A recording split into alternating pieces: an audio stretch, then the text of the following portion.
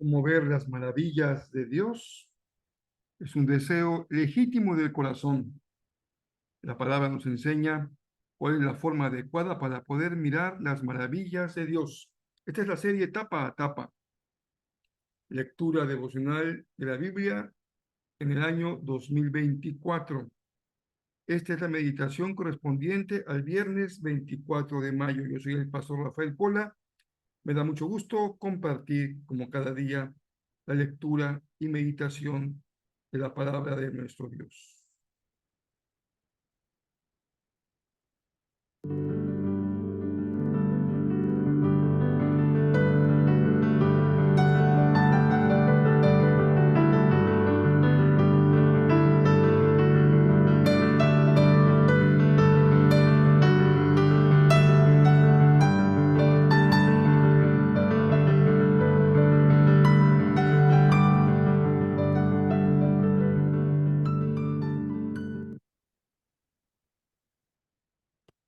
Qué gusto que estemos juntos un día más a la luz y al calor de la palabra de nuestro Dios. Hoy nos corresponden 4 textos bíblicos, uno de carácter narrativo, segundo de Samuel 4, verso 1 hasta el capítulo 6, verso 23, uno de los evangelios, Juan 13, perdón, verso 31, hasta Juan 14, verso número 14, el Salmo, una poesía, un libro también de carácter devocional, de inspiración, el Salmo 119, en el verso 17 hasta el verso 32, y un texto de sabiduría, Proverbios 15, 31 hasta el verso 32.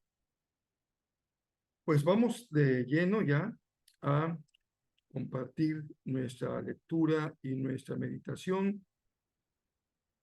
Oramos al Señor para que su palabra sea clara para nosotros, no tengamos confusiones o dudas, porque al final de la lectura, lo que se llama el proceso de interpretación, leemos y luego tratamos de comprender lo que hemos leído, no solamente encontrar su significado para el tiempo en que se escribió, sino también encontrar el significado para nosotros hoy. ¿Qué nos dice la palabra a nosotros el día de hoy? Y fíjense que lo más hermoso de esto es que ese último paso debe llevarnos a una comprensión de nosotros mismos. La palabra nos da a conocer qué somos, cómo somos, cuál es nuestro propósito de vida, qué quiere Dios de nosotros y cómo podemos caminar en nuestra vida acompañando a nuestro Señor. Ese es el objetivo final. Todo esto se escribió para nuestro aprendizaje, para nuestra enseñanza y para que seamos formados a la luz de la palabra del Señor. Bueno, las historias trágicas de el palacio no se terminan, y me refiero al palacio no porque David tuviese como tal un palacio, sino son los asuntos que corresponden a las monarquías. Son los asuntos que se dirimen, se pelean, son los conflictos que surgen cuando estamos en el ámbito de la cúspide del poder. Y en el caso de estos pueblos antiguos, la cúspide del poder son las monarquías. En este caso se está conformando una monarquía que sería la primera y la más poderosa de la que Israel tendrá memoria, que es la del rey David.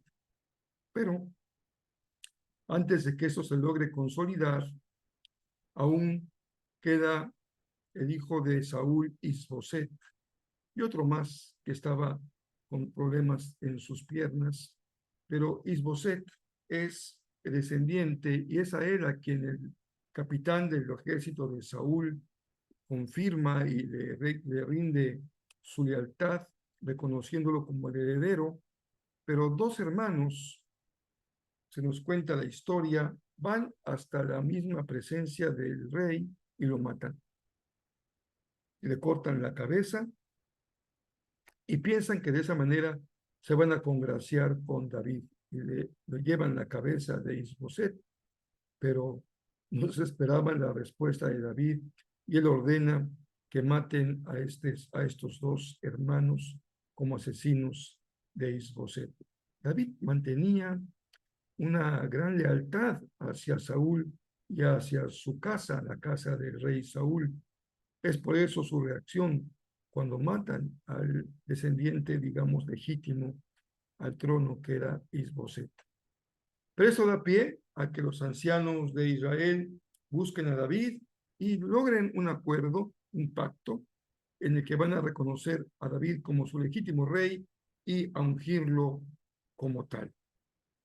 Justamente inicia su reinado a la edad de 30 años y nos dice el segundo libro de Samuel que David reinó durante 40 años sobre Israel. Era un rey muy joven, apenas de 30 años, pero ya de una gran experiencia y una vida vivida con toda intensidad desde que era un adolescente y llega ese momento en el que ya finalmente va a ocupar el trono de Israel.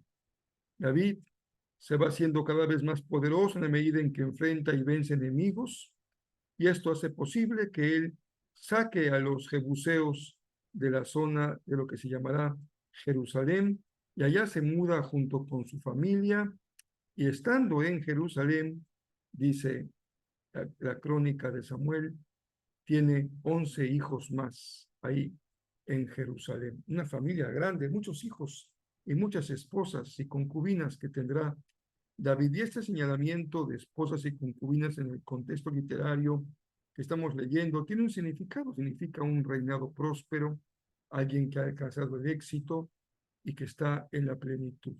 Para nosotros resulta ya lejana esta forma de entender la vida, pero para este pueblo, aunque la prohibición de la poligamia está enraizada en el corazón de la ley de Dios, era una práctica muy común en el pueblo que hubiera muchas esposas y concubinas en personas como ellos, dignatarios, gente de poder.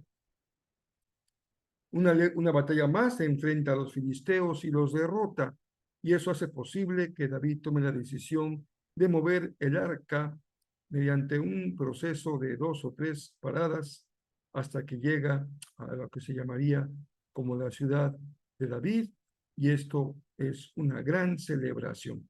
No podemos pasar por alto tantos detalles.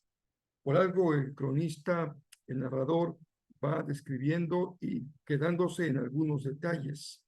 La unificación del reino, el inicio del reinado propiamente de David, su cambio a Jerusalén, los hijos y esposas, sus victorias sobre filisteos y el movimiento del arca hacia Jerusalén. Todo parece conformarse ya la ciudad de Jerusalén como la capital, no solamente política y militar, económica, sino religiosa, la monarquía consolidada y David como el gran rey de Israel.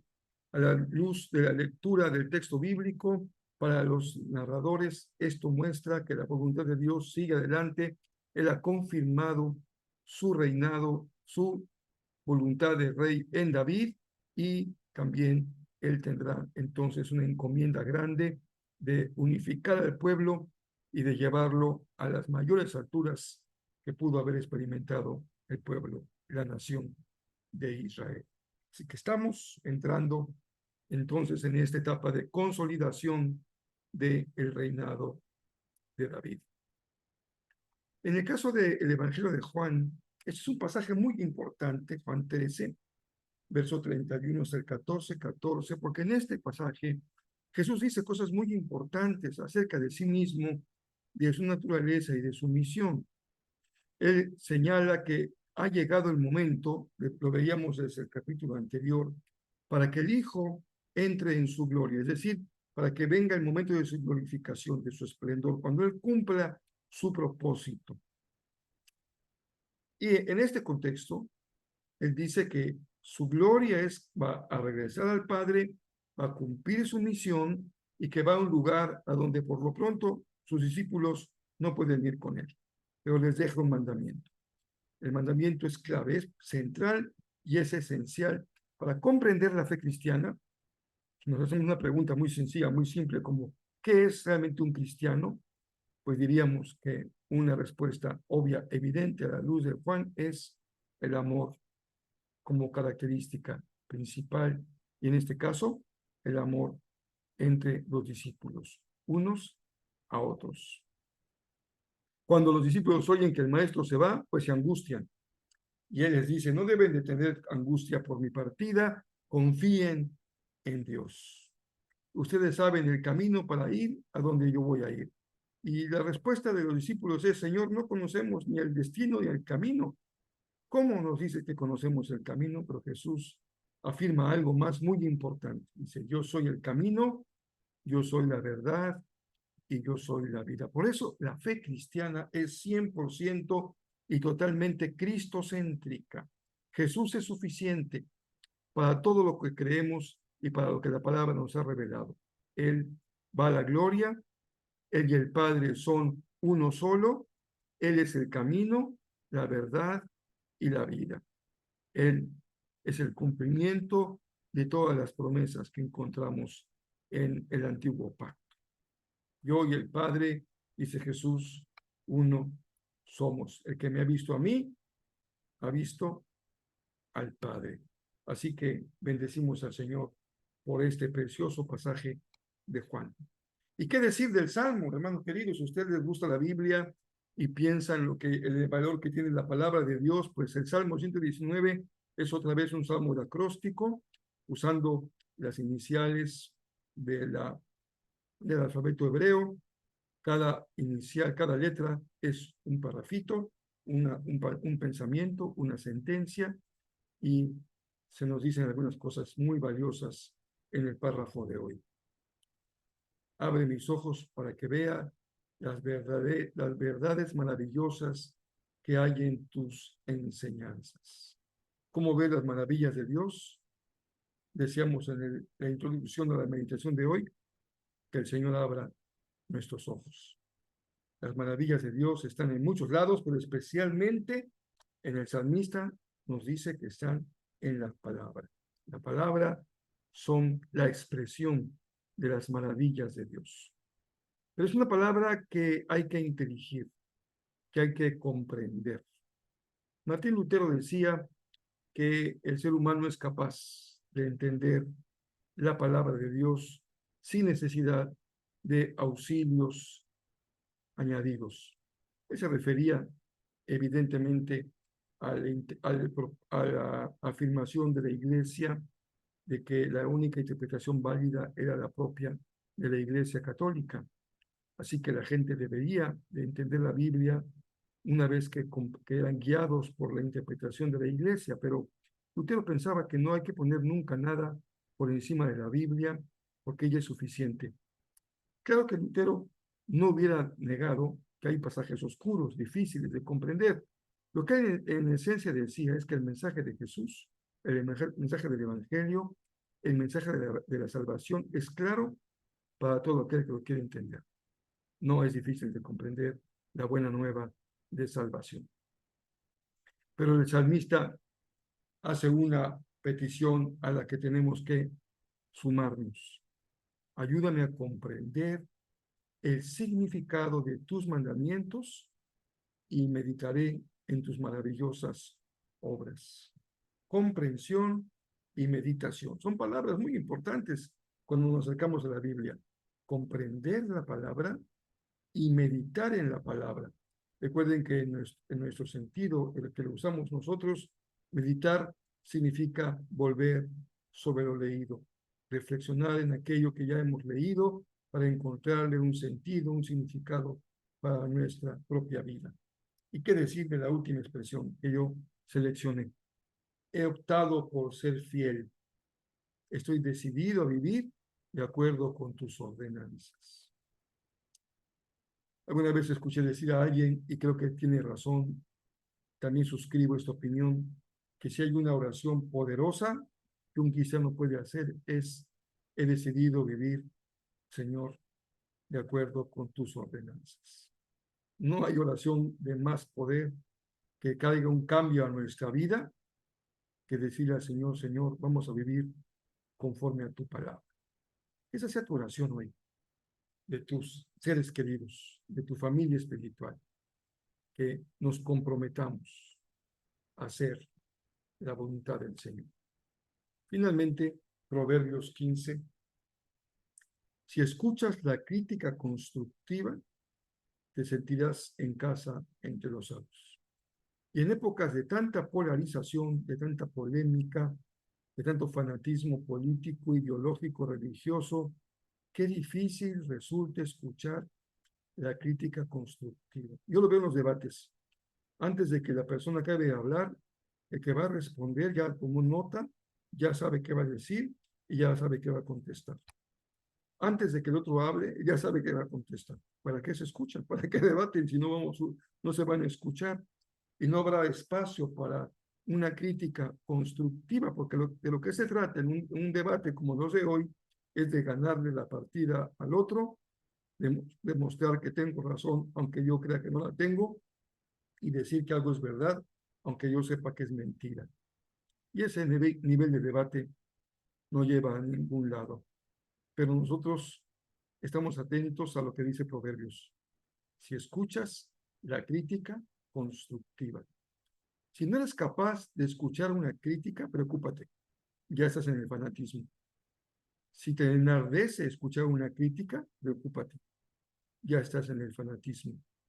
El fanatismo no es más que la muestra de una terrible inseguridad, de una incapacidad de vivir con otros y de entender que en el diálogo, en el consejo de sabios, podemos llegar a la verdad. Así que tengamos ese testimonio. ¿Cómo dar testimonio de nuestra fe en un ambiente tan polarizado? Escuchando. Eso nos hará personas distintas y podremos aportar algo positivo en un medio tan difícil como el que vivimos, no solamente en México, en muchos lugares de nuestra sociedad y del mundo. Nuestra tarea es continuar, hermanos queridos, comparte la palabra, invita a alguien, llévalo contigo, conéctalo con tus redes sociales. Jesús para uno más. Creemos que hay necesidad en Cancún, en la Ciudad de México, en el país de México, en Centroamérica, en Sudamérica, en los Estados Unidos. Hace falta Cristo en el corazón de las personas. Jesús es el camino, la verdad y la vida. Solamente Él es el camino que lleva a Dios, el camino que lleva al Padre. Comparte de Jesús.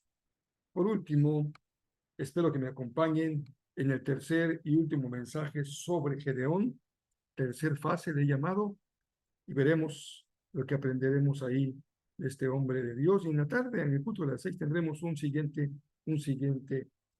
pues, de Israel. Espero que sea edificación para ustedes. Aprendemos cada vez que vamos a la palabra, aprendemos mucho y aprovechen tanto que hay palabra para ti.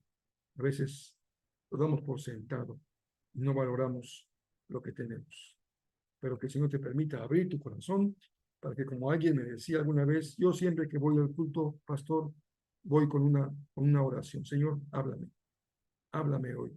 Quiero escucharte, ser obediente, transforma mi vida con tu palabra. Que así sea. Dios les bendiga muy ricamente.